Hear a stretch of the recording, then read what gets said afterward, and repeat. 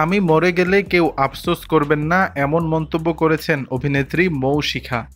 শুক্রবার ২৫ জুলাই রাতে ফেসবুকে মৌশিখা তার রওশনারা বেগম নামের ব্যক্তিগত আইডিতে একটি স্ট্যাটাস দেন।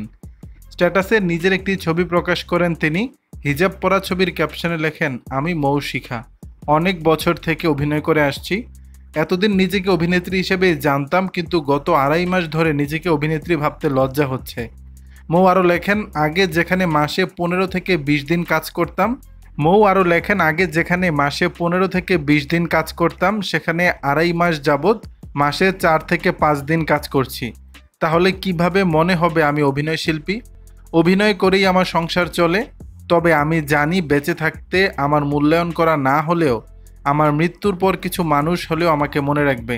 হয়তো বলবে, আহারে মহিলা তো কত ভালো ছিল, কত সহজ সরল ছিল, কারুর সাত পাচে ছিল না, কারুর সামনে পেছনে ছিল না। আহারে মহিলাটার আত্মার শান্তি পাক, কিন্তু তাতে কি লাভ হবে আমার?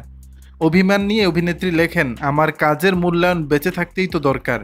বেঁচে থাকতেই দেখে যেতে চাই আমার মূল্যায়ন হচ্ছে, কিন্তু সেটা কি আদৌ দেখে যেতে পারবো আমি জানি না। তবে আমার অনুরোধ, আমি মরে গেলে দয়া করে কেউ আফসোস করবেন না, আমাকে মনে করারও কোনো দরকার নেই। আফসোস করে অভিনয়শিল্পী লেখেন, হঠাৎ করে কেন কাজ কমে গেল? আমাকে ডিরেক্টররা ডাকছেন না কেন?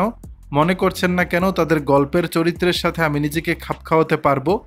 আমি তো আমার রেমুনারেশন বাড়াইনি, ২৫ বছর যাবৎ মিডিয়ায় আছি, এখনও আমার রেমুনারেশন খুব একটা বেশি না। তাহলে দর্শক, বিষয়টি নিয়ে আপনাদের মতামত জানাবেন নিচের কমেন্ট বক্সে।